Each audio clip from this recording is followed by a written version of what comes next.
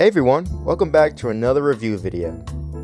It's been a while and I decided to make a second one since my first one did, well, pretty well. Today, we're going to be checking out the More Than Meets the Eye collection, Optimus Prime from War for Cybertron. Wait a minute. Not that War for Cybertron. Get this out of my face! There we go, much better. This War for Cybertron. Now, before we continue, what is War for Cybertron? Well, I know it's a game series, but I don't really know much else about it. Thankfully, however, my friend has agreed to help me in making this section of the video so that he can tell you more about the War for Cybertron games. So I will let him take over right now while I try to find my way out of the back rooms. So please enjoy. Now, how do I get out of here? So this toy reviewer decided to invite the guy who talks about things he likes for hours straight, so I'm going to try and make this under 1,000 words. Transformers War for Cybertron, released by High Moon Studios in 2010 and a sequel, Fall of Cybertron, in 2012. We don't talk about the other one. This game was a pleasant ride until the last 3 Autobot levels where it got instantly hard on normal difficulty. The gameplay is really fun. I don't really know how to describe it, it's just really addicting. The gunplay, the melee play, the different abilities and sub-abilities each character has. Speaking of such, you can play as one of 3 selected characters in each level with their own main ability and sub-ability. I also love the banter each character has with each other. Usually just being assholes to each other, but there are a lot of fun dialogues between them. Now I have a large gripe with this game. Your allies do so little damage, or just do nothing. I just stood there one time, went to see if my allies were able to kill an enemy. I didn't think they could kill them until one keeled over right in front of me. Now the enemies themselves are amazing. I think every enemy is done really well. The turrets, the gun grunts, the shielded shotgunners, all the way up to the massive destroyers. All look and play amazingly until they swarm you all at once because they know your allies 9 out of 10 times and fill you with hot lead. The weapons themselves feel decent at worst and great at best. It does become hard to hit your target from time to time when they're just wandering around like ants on carpet, but a good melee would do the trick most of the time. The levels themselves span from really good to the core level. Fuck that chapter. Oh, Optimus, I need you to defend me from the aerial bots, snipers, grunts, and heavy gunners while your allies jerk each other off and do little damage. Oh, fuck, I'm down. You need to revive me. Oh, thank God. Oh, fuck, you're dead. Do it again. At least they give us checkpoints every wave, which can last up to 10 minutes if you're playing super safe. The bosses themselves were really fun. Starscream is sort of an exception, but I think for the most part they were all well designed. I loved how the final bosses of each faction's campaign had some sort of twist. Omega Supreme being the Omega Key, and the giant spaceship destroyer being its own transformer you end up fighting at the end were great twists. Though I think the Decepticons ending with Megatron corrupting Omega Supreme with Dark Energon and gloating all about it was better than Optimus knocking Trypticon off its grip and falling like he's fucking Bowser. Though I liked the ending of this game nonetheless. Have I talked about the designs yet? Let me talk about the designs. The designs are amazing translations of the original G1, whether making them bulkier, slicker, or more alien-like, if that makes sense. Just look at Starscream's feet. Even the enemies look great. The face plates on the Autobots and the single triangular optics on the Decepticons, which is quite funny because the 2007 game did something quite similar. Okay, now onto the main prime of the video. This design is great. I love this design. Just a great look for Optimus. His axe and his unique gun complement the design really well. His truck mode is amazing as well. I like the design better than the Fall of Cybertron's design, which kind of looks like it has the body structure of something like Zed Technician would make. It's just a nice, simple design for the red and blue father figure. That's all I got. Anyway, back to you, see you guys. Thanks, man. If you all were wondering who made that section of the video, that was done by my friend here. I will link his description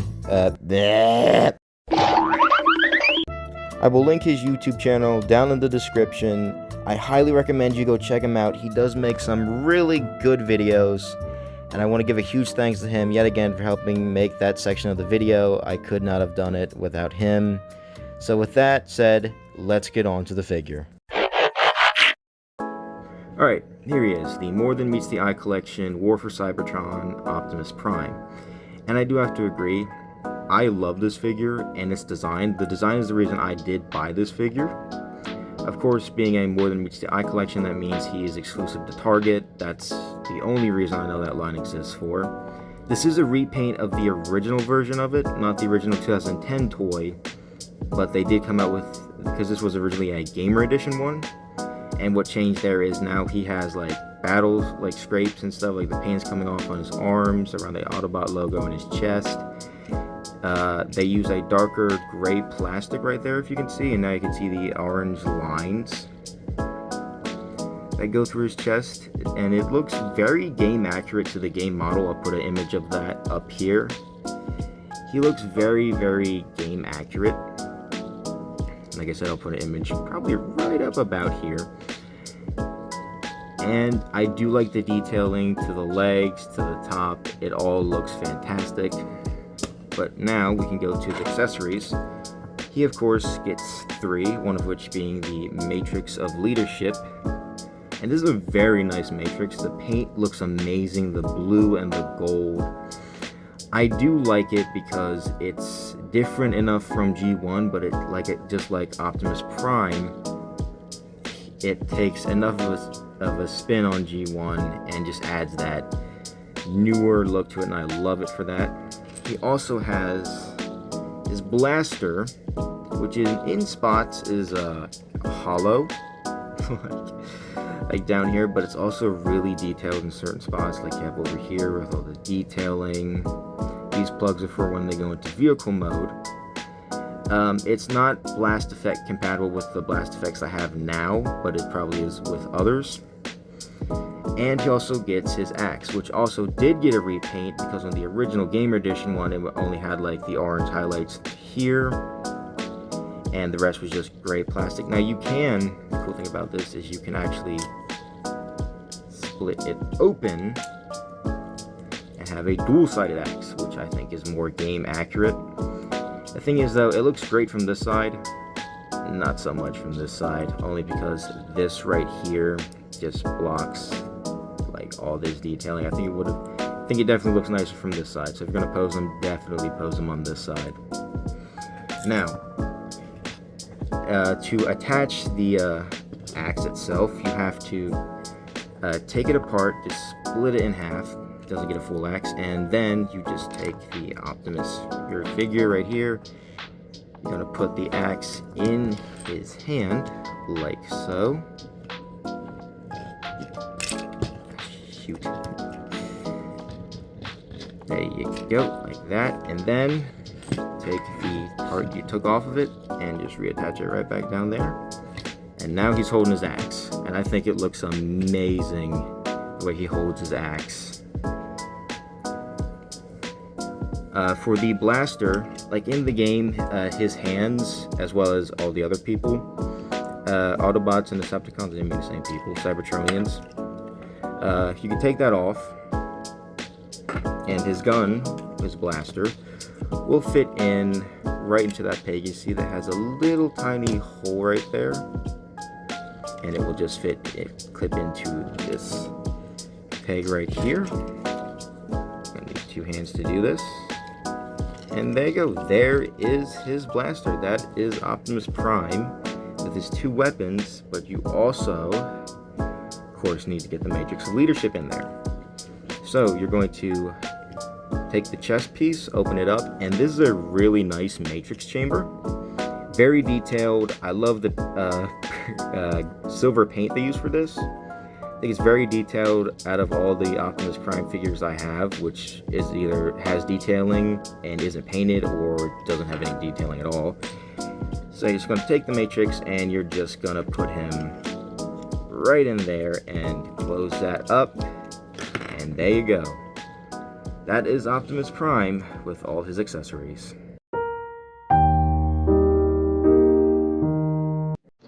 Next thing I want to quickly go through is his posability.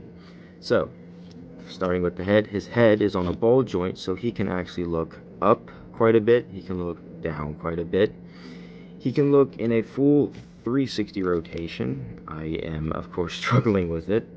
And something I forgot to mention is I love that head sculpt. The detail, a little bit of paint smudge right there, but that is a very small piece, but I think it is very, very game accurate, and I love the way the head sculpt looks.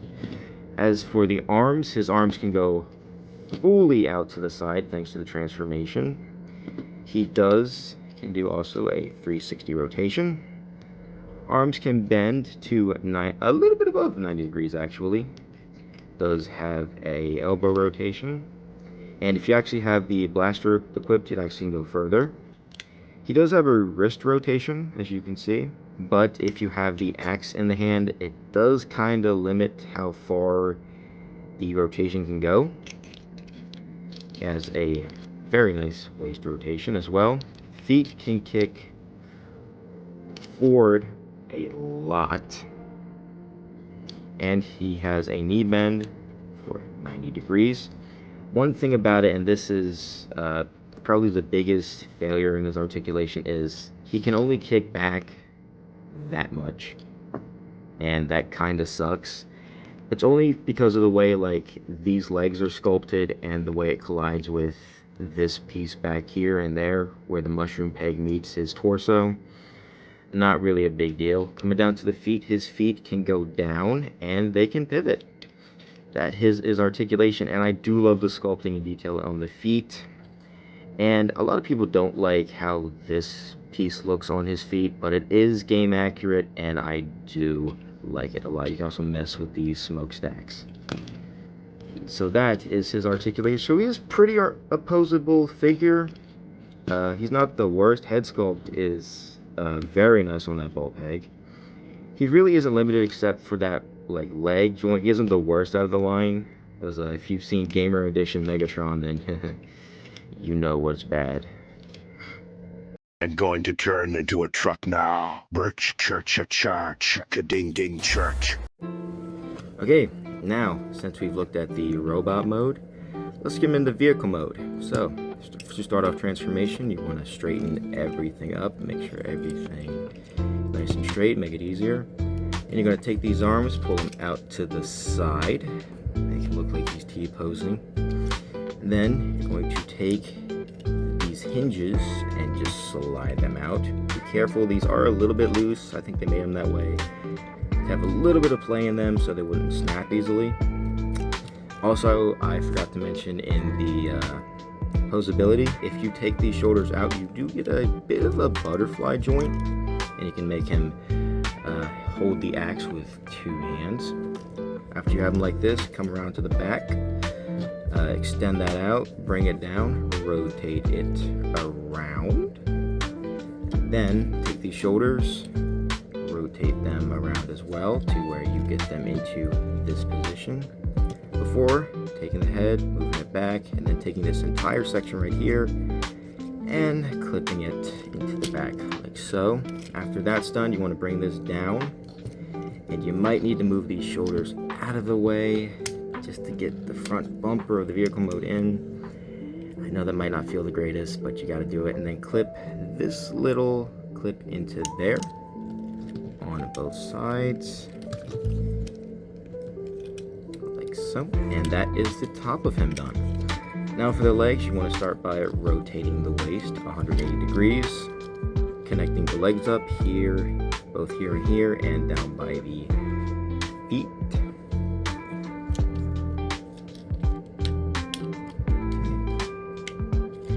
And after that is done, you want to, what I usually do is take these side pieces out from his legs, move those away, and that will help us with the wheels, because the wheels will now come out and clip into the side like that. And take these sections right here, pop them open. Okay, they weren't tapped in correctly. My fault. I'll get in there. After that's done, flip it up like that, then pull the feet in.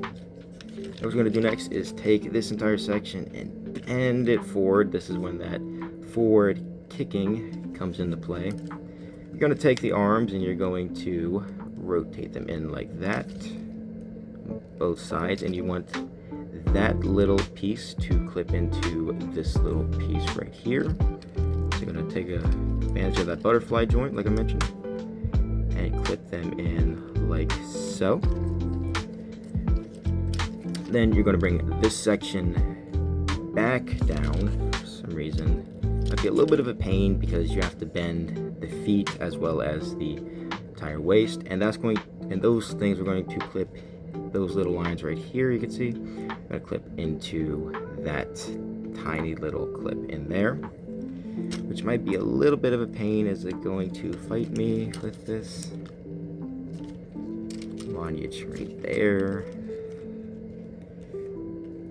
Okay, yep, there's one, there's two, boom, like that. Then to finish this out, you're just going to make sure everything back here is nice and straight. And then pull that down. It's going to stay like that. And then these pieces are going to fold into the truck mode like that. Slide in like that. There we go. And then pull the exhausts up. Make sure everything is aligned, and it looks to be that way. And boom. There is his truck mode. Just now realized that this wasn't clipped in. Now, the truck mode looks very, very nice and very clean for a Cybertronian mode. There are a little bit of things that I have a little bit of issue with. These windows don't line up. You can see a little bit of the damage right there. And I'm really surprised they didn't add like more to the front. See like where the windows don't line up. But my biggest problem with it is the back. That is just his hands. They did do a retool of this for the Shattered Friendship Legacy pack, where they actually did have something cover it up. But this is the section where you see his like brake lights in. I'll put a picture of that render somewhere up here as well. But other than that, it's a very nice truck mode. Very big too. It feels like the figure gets bigger when you transform it because you have to extend the shoulders and put everything together, and it comes together very nice. I love the blue and red and how it mixes. A little bit of hollowness here and there, but that's really not too bad. He does roll really good. I do like how glossy it looks. It looks very glossy. It's very nice. Weapon storage.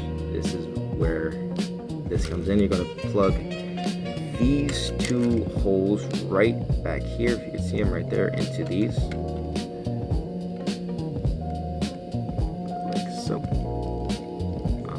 And then you just take the axe, and this slot back here is going to plug into the top two of the blaster. Make sure the gun head is flat, and that's the weapon storage. It's not the best, but then again, I guess you also could like take advantage of like the little peg that's on the axe too, and like just stick it to the side right there where there's the little port. Of course, like flip the one side up and get like, it's like he's I mean, you probably could like flip it all the other way around and like do like he's jousting. It looks so crazy. But anyway, I am going to end this segment here and give you the final thoughts on this figure. Like I did the Astro Trank, I rank it out of 10, and I want to give a big thanks again for my friend for helping me out for the one section of the video. I could not have finished it without him. And if you want to go check out his channel, like I said, I will leave a link in the description, and I highly recommend you go check him out. But that has been my look at More Than Meets the Eye Collection Optimus Prime. See you later, guys. So for the final ranking, I'm going to give Robot Mode a 10 out of 10. It looks amazing, and I really do think the repaint has done a lot for that. Although I can't say the same about the vehicle mode with the back of the truck looking like that. I just think it should have been improved with the re-release of this. But I will give it a 9.5 because the rest of it does look amazing. And overall, I think the figure is a 9.5 out of 10. But that has been my look at More Than Meets the Eye Collection Optimus Prime, and I will see you all in the next one.